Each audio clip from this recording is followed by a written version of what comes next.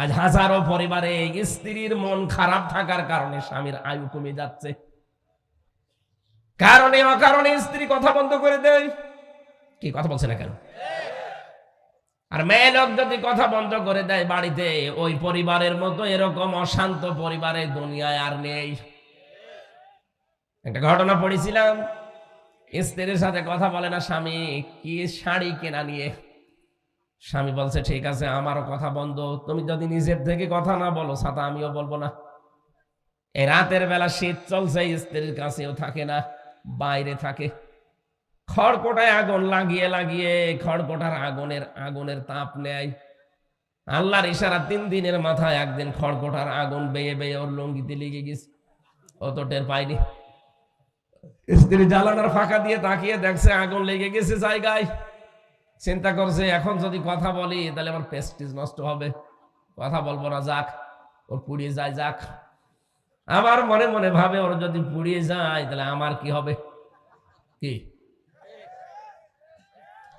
কিন্তু কথা তো বলা যাবে না, কথা বললে আমার প্রেস্টিজ যাবে। কি করা যায়? স্ত্রী তখন জ্বালানা থেকে মুখ অন্যদিকে ঘুরিয়ে জোরে জোরে বলতেছে, আমি কারোর সাথে কথাও বলি না, কারোর সাথে লঙ্গিতে আগুন লাগলে তাও বলি না। স্বামী চিন্তা করছে হচ্ছে কি, তাকিয়ে দেখে লঙ্গিতে আগুন। আগুন লিবিয়ে বলছে দরকার নেই, জীবনে আর কোনোদিন বেঁচে থাকতে বউর সাথে কথা বন্ধ করবো না, এখনই পুড়িয়ে যেতাম। সম্মানিত মা বোন বিভিন্ন জায়গায় আছেন, আমি জানি, কান খাড়া করে শোনেন। এই দেশে হাজারো স্ত্রীর কারণে পুরুষ মানুষের আয়ু কমে যাচ্ছে। আপনি কারণে অকারণে বিনা কারণে স্ত্রী কথা বন্ধ করে দেয় স্বামীর সাথে, ও বেচারা শেষ পর্যন্ত মারতেও পারে না, সহ্যও করতে পারে না, মানসিক রোগী হয়ে যায়। এরকম পুরুষ মানুষ দেশে নেই? কারা কারা আছেন হাত তোলেন তো। অনেকেই আছে না। মা বোন যারা শুনতে পাচ্ছেন, এমনকি এই যে রেকর্ড হচ্ছে শুনবেন, আপনি কি মনে করছেন স্বামীর এই মন খারাপ নিয়ে আপনি জান্নাতে যেতে পারবেন? জীবনও না। কোন স্ত্রী যদি মারা যায় আর স্বামী যদি বলে মন থেকে যে না আমার বউ কিন্তু সত্যি ভালো ছিল, আমার মন মতো ছিল, নবীজি বলেন ওই স্ত্রীকে আল্লাহ নিজ গুণে মাফ করে দেবেন।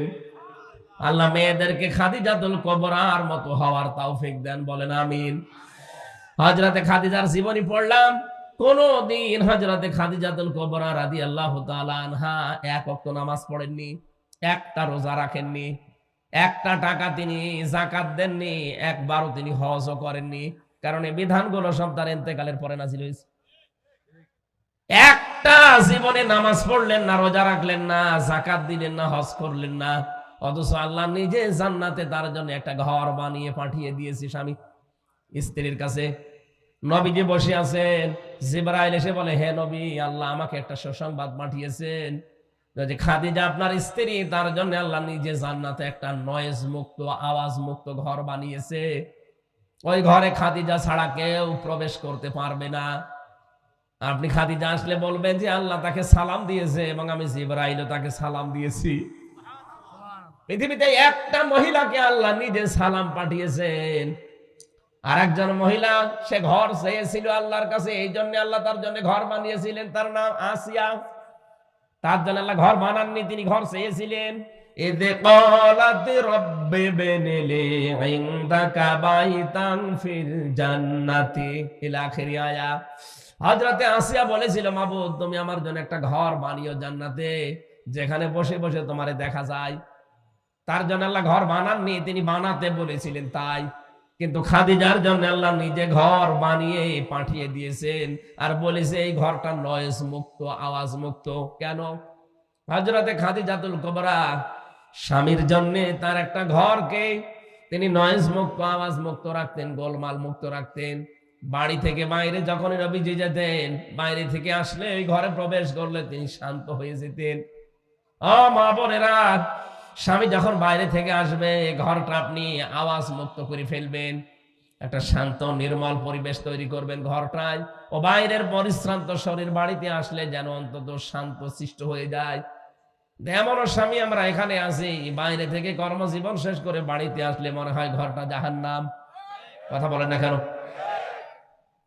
আপনাকে খাদিজাতুল কুবরার সাথে আল্লাহ জান্নাত দেবে, আন্দাজে দেবে। সে তার স্বামীর জন্য নয়েজ মুক্ত করতেন ঘর, আওয়াজ মুক্ত, আর আপনি আওয়াজ যুক্ত করে রাখেন। যত সমস্যা ঘরে আসলে 14টা ফরমালিটি আপনি আমার কানে শোনান। আশা করছে হাদিসটা মেনে খাদিজাতুল কুবরার সাথে জান্নাতি হওয়ার চেষ্টা করবেন। বলেন আমিন। যে কথাটা বলতে পর্যন্ত এসেছিলাম, হযরতে খাদিজাতুল কুবরা রাদিয়াল্লাহু তাআলা আনহা প্রতিদিন রাতের বেলা তিনি স্বামীর জন্য দরজার সাথে হেলান দিয়ে তিনি ঘুমিয়ে থাকতেন। নবীজি যে আসতেন একবার ডাক দিতেন খাদিজা, সঙ্গে সঙ্গে খুলে যেত। বিশ্বনবী প্রতিদিনই জিজ্ঞাসা করতেন ঘুমাও না রাতের বেলা? খাদিজাতুল কুবরা বলে, হে রাসূল, আপনি বাইরে থাকেন দিনের কাজে, দিন প্রচারে, আমি টেনশনে থাকি, কখন না জানি কোন বিপদ আপনার উপরে চলে আসে। বাড়িতে আসার পরে যদি বারবার ডাকতে থাকেন, উঠতে আমার দেরি হয়ে যেতে পারে, এই জন্য যতক্ষণ আপনি বাড়ি না আসেন ততক্ষণ ঘুম লাগলেও আমি দরজার সাথে হেলান দিয়ে ঘুমাই। আল্লাহ এই কাজটা এত বেশি পছন্দ করেছেন স্বামীর পেছনে এই শ্রম দেওয়ার জন্য, যে জান্নাতে আল্লাহ ঘর বানিয়ে তার সুসংবাদ দুনিয়ায় পাঠিয়ে দিয়েছে। বলেন সুবহানাল্লাহ। এই জন্য স্ত্রীর কাজ হচ্ছে আজওয়াজুম মুতাহহারা, জান্নাতে আল্লাহ এমন পবিত্র স্ত্রী দান করবেন যে কখনো আপনাকে টেনশন দেবে না, আপনাকে আওয়াজ নয়েজ এগুলো দেবে না, সব সময় আপনার উপরে সন্তুষ্ট থাকবে। এরকম বউ পাওয়া যায় কত বড় নিয়ামত। ওয়ারিদওয়ানুম মিনাল্লাহ, সবচাইতে বড় বিষয় আমার আল্লাহ নিজে তার সন্তুষ্টি প্রকাশ করবেন। বলেন সুবহানাল্লাহ। আমি শফিক সাহেবের বাড়িতে গেলাম মেহমান হিসাবে, উনি আমারে নিলেন। বাড়িতে যে সালাম দেওয়ার পরে বসিয়েছে, উনি যদি আমার উপরে রাজি খুশি না থাকে, ঠিক আছে এসেছে আর করবো কি, খাবারের থালা প্লেট নিয়ে বলছে খা নে, আমার খুব ভালো লাগবে? আরে মেহমান হিসাবে আল্লাহ তোমাকে নিয়েছে, খাবারও দেবে, যদি ওই রকম নিয়ে খা এরকম না বলে মাছের কলিজা দিয়ে নিজের কুদরতি হাতে তুলে তুলে আপনাকে খাওয়ায়, আর বলে মেহমানেরা আজকে থেকে আমি তোমাদের ওপরে সব বেশি খুশি হয়ে গেলাম, তখন মেহমান খেয়ে থাক না খেয়ে থাক এমনিতেই পেট ভরে যাবে। আল্লাহ বলেন জান্নাতের তো নিয়ামত এমন ভাবে রেখেছি যে জান্নাতের নিয়ামতে কোনোদিন ওর কোনো আফসোস থাকবে না।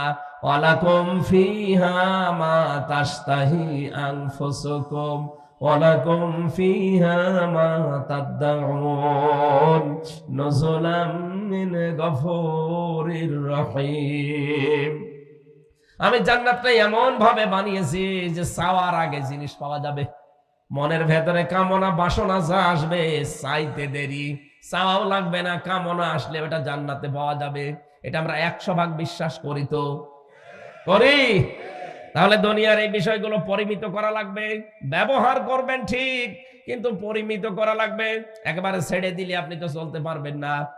রাব্বুল আলামিন বলেন বহু মানুষ এমন আছে তারা দুনিয়াকে বলে আমারে দিয়ে দাও, কিন্তু আমি আখেরাতে তাদের জন্য একটা অংশ বাকি রাখি না, কারণ তারা আখেরাত চায় না। কিন্তু আমার মুমিন বান্দা বান্দী যারা, এই মানুষগুলো দুনিয়া চায়, আখেরাতও চায়, আর জাহান্নাম থেকে বাঁচতে চায়। এখন দুনিয়ায় আমরা যারা হাসানা চাই, কল্যাণ চাই, এখানে যারা হাজী সাহেব আছে প্রত্যেকটা হাজী দেখবেন রুকনে ইয়ামিনী থেকে হজরে আসওয়াদ, এই জায়গাটা পার হওয়ার সময় আল্লাহর কাছে বলে রব্বানা আতিনা ফিদ দুনিয়া হাসানা, হে আল্লাহ দুনিয়ায় হাসানা দাও। দুনিয়ায় আমরা যারা এতদিন এই দোয়া করেছি, আমি নিজেও তো প্রতিদিন এই দোয়া করতে আছি যে দুনিয়ায় হাসানা দাও, এখানে আমরা করি না। এক কথা বলেন না কেন? যারা এই দোয়া করেন যে আল্লাহ দুনিয়ায় হাসানা দাও, দুনিয়ার হাসানা কি? তাফসীর থেকে আমি শোনাচ্ছি। এবার দুনিয়ার হাসানা আমি পেয়েছি 16টা। কেউ যদি দুনিয়ার হাসানা পেতে চায় তাহলে কয়টা জিনিস পাওয়া লাগবে? আরো জোরে বলেন। আপনি দেখেন তো পেয়েছেন কিনা। এতদিন ধরে দোয়া করছেন যে দুনিয়ায় হাসানা দাও, তো দুনিয়ার হাসানা কি? দুনিয়ার হাসানায় 16 নম্বর 16টা জিনিস পাবেন। 10টা জিনিস দুনিয়ার হাসানা, আর আখিরাতের হাসানা 5টা। ওয়াকিনা আযাবান নার, জাহান্নাম থেকে বাঁচার উপায় একটা। 10 5 আর 1 সব মিলে কত? আরো জোরে।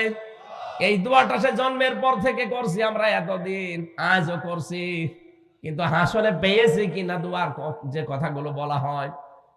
এবার মিলাবেন আপনার দোয়া কত দূর কবুল হয়েছে। 1 নম্বরে দুনিয়ার হাসানা হচ্ছে কোরআনে কারিম পাওয়া। এখন প্রশ্ন আসতে পারে কোরআন তো পেয়েছি, না, কেউ যদি কোরআন পায় তাহলে তার 4টা জিনিস পাওয়া লাগবে। আপনারা কি চলে যাবেন নাকি? আছেন তো? এটা আছে সূরা বাকারার 221 নম্বর আয়াতে, আল্লাযীনা আতাইনাহুমুল কিতাবা ইয়াতলুনাহু হাক্কা তিলাওয়াতি উলাইকা ইউমিনুনা বিহি ওয়া মান ইয়াকফুর বিহি ফাউলাইকা হুমুল খাসিরুন। বলেন আল্লাহু আকবার। আল্লাহ বলেন, আমি যাদেরকে কিতাব দিয়েছি, যারা আমার কিতাব পেয়েছে, এই মানুষগুলো তার হক আদায় করে তেলাওয়াত করে। হক আদায়ের বিষয়ে আমি 4টা বিষয় দেখেছি তাফসীরে। 1 নম্বরে শুদ্ধ করে পড়া, 2 নম্বর ওটা বোঝা, 3 নম্বরে নিজের প্র্যাকটিক্যাল জীবনে ওটা আমল করা, কাজ করা অনুযায়ী, 4 নম্বর ওটা যেন মানুষ মানতে পারে সেই ব্যবস্থা করে দেওয়া। এখানে আমরা যারা আছি হয়তো কোরআন শুদ্ধ করে পড়তে পারি, 1 নাম্বার পেলাম। 2 নম্বরে হয়তো আমরা বুঝি কম বেশি, 3 নম্বরে আমার প্র্যাকটিক্যাল লাইফে কম বেশি আমরা মানতে পারি। 4 নাম্বার এটা আমি মানুষকে মানাতে চাই, এইটাই আমরা অনেকে নেই। হ্যাঁ, কথা বলছেন না কেন? এটা আমি মানুষকে মানাতে চাই, এরকম পরিবেশ তৈরি করা লাগবে না? একামতে দিনের দায়িত্ব যারা পালন করে তারা তো এইটাই চায় যে আমি শুধু নিজে মানবো না, আমি মানুষকে মানাতে চাই। আমি যেমন নিজে দুর্নীতি করি না, আমি করতেও দেব না। কথা বলুন। আমির জামাত ডক্টর শফিকুর রহমান হাফিজাহুল্লাহ উনি এই ঘোষণায় দিয়েছেন যে আগামীতে যদি ইসলাম এদেশে আসে, সাদাবাজি চলবে না। সাদাবাজি নিজেরা করি না, কাউকে করতেও দেব না। আমরা তো কোরআনের হক আদায় করতে চাই। কারণ রব্বানা আতিনা ফিদ দুনিয়া হাসানা, দুনিয়ায় হাসানা দাও বলে আমি শেষ করে দিতে চাই না। আমি দুনিয়ার হাসানা চাই। দুনিয়ার হাসানা যদি পেতে চায় তাহলে নিজে মানলে হবে না, এটা যেন মানুষ মানতে পারে সেই ব্যবস্থা করে দেওয়া লাগবে। আর এইটা করতে চাই, এই জন্য অনেক জালেম, অনেক মুনাফিক আমাদেরকে ধর্ম ব্যবসায়ী বলছে। এরা ধর্ম ব্যবসায়ী হয়ে গেছে। কোরআনের রাজনীতি নাকি তারা খুঁজে পায় না, অথচ আপনি যারা আলেম আছে জিজ্ঞাসা করেন 918 জায়গায় রাজনীতি কোরআন দিয়ে করা লাগবে, আমি নিজে পেয়েছি। যারা আরো বড় বড় আলেম আছে তারা আরো বেশি পাবে হয়তো। আমি নিজে 903 জায়গায় পেয়েছিলাম, পরবর্তীতে আরো খোঁজ করে দেখি 918 জায়গায় আছে। যেই লোকটাই ফতোয়া দিল যে কোরআনের রাজনীতি নেই, ওই লোকটারে আমি মনে হয় সূরা ফাতিহা শুদ্ধ করে পড়তে পারবে না। দুনিয়ার হাসানা পেতে হলে অবশ্যই আপনাকে 4টা জিনিস মাস্ট বি পাওয়া লাগবে। শুদ্ধ করে পড়বেন। 2 নম্বরে নিজে বুঝবেন কয়জন শুদ্ধ করে পড়তে পারে, এখানে কয়জন বোঝে, নিজে কয়জন ব্যক্তিগত জীবন থেকে আন্তর্জাতিক জীবন মানতে পারে কয়জন। 4 নাম্বারটা তো আরো কঠিন, যেটা আমি মানুষকে মানাতে চাই, সেই পরিবেশ তৈরি করে দিতে চাই। এমন পরিবেশ তৈরি করব শিক্ষা ব্যবস্থায়, চিকিৎসা ব্যবস্থায়, যে আন্দাজে ঔষধ লিখবে না ডাক্তারেরা।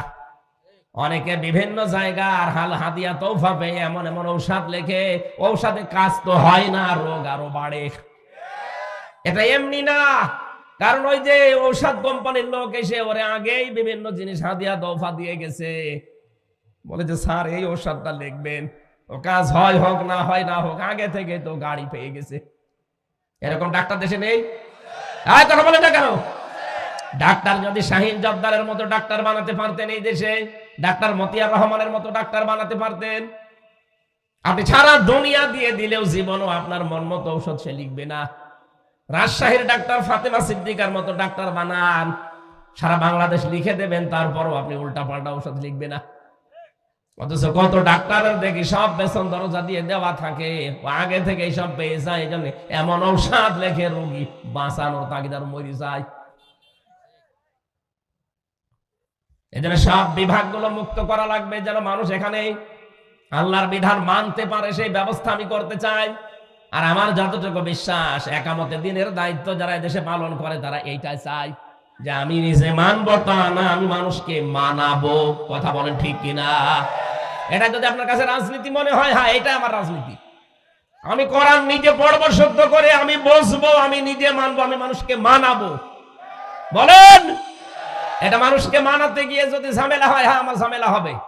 যদি এর জন্য দল করা লাগে আমি দল করব, এর জন্য যদি মিছিল করা লাগে মিছিল করব, যদি ভোট দেওয়া লাগে ভোট দেব। কারণ আমি চাই কোরআন মানুষ যেন মেনে নিতে পারে, সেই পরিবেশ দরকার না? হাজারো জায়গায় কোর্টে যাবেন, কুমিল্লার কোর্টে, কোর্টের ইট পর্যন্ত টাকা চায়। বেশি বললাম? কোর্টের ইট না, কোর্টের ম্যাজিস্ট্রেট পর্যন্ত টাকা চাইতে পারবে না, এরকম কোর্টও পৃথিবীতে নবীজি বানিয়েছিলেন। সেই রকম কোর্ট তো আমরাও বানাতে চাই। রব্বুল আলামিন বলেন যারা দুনিয়ার হাসানা চাও এইটা, এখানে বসেন। 2 নম্বরে কোরআনের হেদায়েত আপনাকে পাওয়া লাগবে। 3 নম্বরে পরিশ্রম করতে পারা, এটা দুনিয়ার হাসানা। আজ আমরা বসে খেতে চাই না, শ্রম দেওয়া লাগবে। লাকাদ খলাকনাল ইনসানা ফি কাবাদ, অবশ্যই আমি আল্লাহ মানুষকে বানিয়েছি কঠোর পরিশ্রমের পর পরিশ্রম দিয়ে। আপনার বাবার স্ফলিঙ্গ দিয়ে যখন এই দ্রুত গতিতে বীর্যটা বের হয়ে যায়, বিজ্ঞান এখন কম্পিউটারে দেখতে পাচ্ছে 1 ফোঁটা নাপাক পানির ভেতরে 40,000 আমির হামজা তৈরি হওয়ার ক্ষমতা আছে 1 ফোঁটা নাপাক পানির ভেতরে।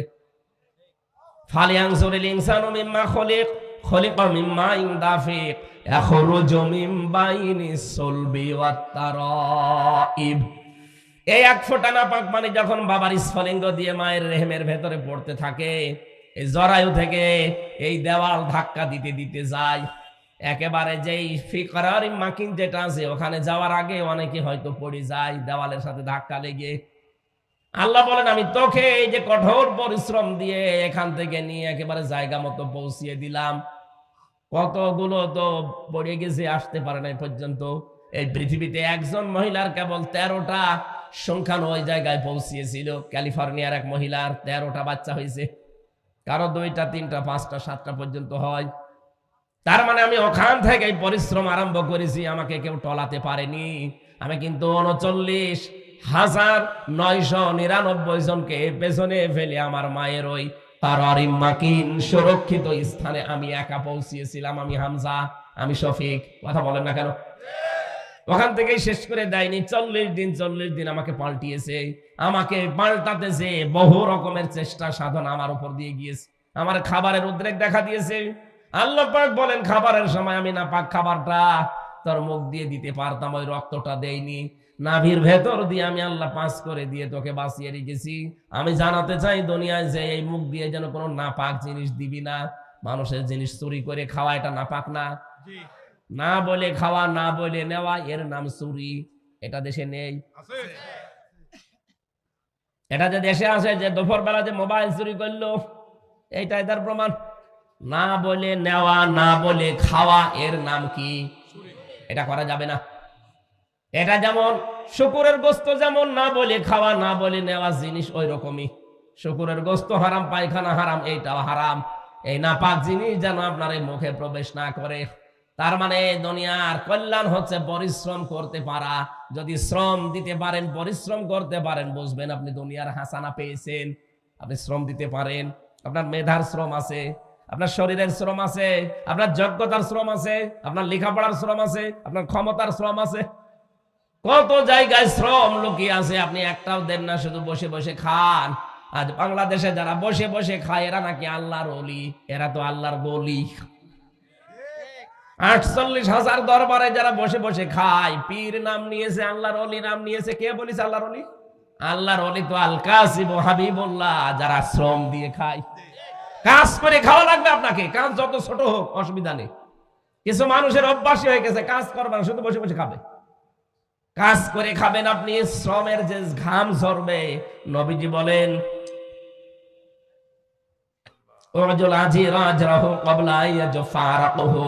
শ্রমিকের ঘাম শুকিয়ে যাওয়ার আগে তার টাকাটা হাতে ধরিয়ে দাও। এত মর্যাদা, এত মূল্য শ্রমিকের। এই জন্য আমরা শ্রম যদি দিতে পারি, আপনি বুঝবেন আপনি আল্লাহর হাসানা দুনিয়ায় পেয়েছেন। 4 নম্বরে দুনিয়ার নিরাপত্তা পাওয়া। পেয়েছি আমরা নিরাপত্তা। অমাং দাখলাহু কানা আমিনা। রাব্বুল আলামিন বলেন যারা কাবার চত্বরে প্রবেশ করে তাদেরকে নিরাপত্তা দেন কে? এখানে শিক্ষা আছে। এদিকে তাকান, কাবার এই চত্বরটায় বিধান চলে আমার আল্লাহর। এখানে কোনো শিরিক নাই। কথা বলে না কেন? শিরিক নেই এখানে। এই জন্য আমার আল্লাহ জায়গাটা নিরাপত্তা দিয়েছেন। আমার বাংলাদেশ কি কাবা শরীফ? বলেন বলেন। এইটাকে যদি আমরা এখন নিরাপত্তা দিতে চাই, মাস্ট বি এই জায়গাটাও শিরিক মুক্ত করা লাগবে। সুতরাং 56,000 বর্গ মাইল যদি আমরা শিরিক মুক্ত করতে পারি, এই দেশটাও আমার আল্লাহ নিরাপত্তা দিয়ে দেবেন। সূরা আনআম 7 নাম্বার পারা 17 নাম্বার পৃষ্ঠার প্রথম নাম্বার লাইনের 82 নাম্বার আয়াতের প্রথম অংশটা পাবেন। আল্লাযীনা আমানু ওয়া লাম ইয়ালবিসু ঈমানাহুম বিযুলমিন উলাইকা লাহুমুল আমনু ওয়া হুম মুহতাদুন। রাব্বুল আলামিন বলেন, যারা ঈমান আনে ঈমানের সাথে, এখানে জুলুম মানে শিরিক, তাফসিরে আছে জুলমিন আই শিরকিন, যারা নিজেদের ইমানের সাথে শিরিক মিশ্রণ করবে না। শিরিক এখন কাকে বলে এটা আপনাকে আগে জানা লাগবে। আল্লাহ যেটা পারে ওইটা অন্য কেউ পারে, এই কথা বিশ্বাস করার নাম শিরিক। আর আসতে বলেন, বলেন তাই দুনিয়া চালাতে পারে কে? আরো জোরে, আলা লাহুল খালকু ওয়াল আমরু, দুনিয়া বানিয়েছেন যিনি, হুকুমও চলবে। আরো আসতে বলেন। এটা সূরা আরাফের 54 নাম্বার আয়াতের মাঝের অংশে আছে, আলা লাহুল খালকু ওয়াল আমর, দুনিয়া বানিয়েছি আমি, এখানে বিধান চলবে কার? সুতরাং আল্লাহর এই জমিনে আল্লাহর আইন বাদ দিয়ে যারা অন্য আইন এখানে দাঁড় করাতে চান, তারা শিরিক করছেন। আর শিরিক করলে সেই লোকটা মুশরিক। কথা বলছে না কেন? এর চাইতে আর ভেঙে ভেঙে কি বলা যায়? এরপরও অনেকে বলে, হুজুর আমি বুঝি না। এদিকে আসেন, কানের নিচে 2টা থাপ্পড় দিয়ে বোঝাচ্ছি আপনারে। আল্লাহর আইন বাদ দিয়ে অন্য আইন যারা দুনিয়ায় কায়েম করতে চাচ্ছেন, তারা শিরিক করছেন। কারণ আল্লাহ যেটা পারে ওইটা অন্য কেউ বলেন। বলেন, আমি আর নিচে নামলাম না, এরপরেও যদি কেউ না বোঝার ভান করে থাকেন, আপনার কপালের হেদায়েত নেই। সুতরাং দুনিয়ার নিরাপত্তা পাওয়ার একটাই পদ্ধতি আছে, শিরিক মুক্ত তৈরি করা লাগবে পৃথিবী। কাবা শরীফ যেমন শিরিক মুক্ত, এই জন্য আল্লাহ শান্তি স্বস্তি নিরাপত্তা দিয়ে দিয়েছেন। কাবার বাইরে যাবেন, সেখানে চিন্তা আছে, মারামারি আছে, গালাগালি আছে, কিন্তু কাবার ভেতরে কোনো মারামারি, পুরাটা নিরাপত্তায় আল্লাহ ঢেকে দিয়েছেন। দুনিয়ার হাসানা চায়, হাসানা চায়, হাসানা চায়, আন্দাজে হাসানা দেবে। দুনিয়াকে শিরিক মুক্ত করো। আর শিরিক আরো কি করে হয় সেই কাজ করেন। কত মানুষ এই দেশে আমরা বলতে শুনি ক্ষমতার উৎস জনগণ, এটা শিরিক। ক্ষমতার উৎস কে? আরো জোরে বলেন কে? আমার এর চাইতে আর ভেঙে বোঝানোর কায়দা নেই। আপনি এখন না বুঝলে বাড়ি চলে যান। যান 5 নম্বরে শান্তি সুখ পাওয়া। শান্তি আমি পেয়েছি 3টা, সুখ পেয়েছি 4টা, সব মিলে 7টা। শান্তির আরবি হচ্ছে রাহাতুন, শান্তির আরবি হচ্ছে ইসলাম, সিলমন, সালমন। আর সুখের আরবি হচ্ছে রাহাতুন। সুখ 3 প্রকার হয়, শান্তি 4 প্রকার হয়। এত কথা আল্লাহ কোরআনের এই আয়াতের ভেতরে লুকিয়ে রেখেছে। আমরা মনে করি রব্বানা আতিনা ফিদ দুনিয়া হাসান, একটা দোয়া, দোয়া, কিন্তু সব এর ভেতরে আমার আল্লাহ দিয়েছেন। আমি তো এই দোয়াটা নিয়ে বিশ্লেষণ করে দেখেছি, দুনিয়া আখিরাতে যা আছে সব এই দোয়ার ভেতরে আছে। এই দোয়াটা যদি কেউ সত্যিই পেয়ে যায়, সে দুনিয়া আখিরাত সব পেয়ে গেছে। বলেন সুবহানাল্লাহ। 6 নম্বরে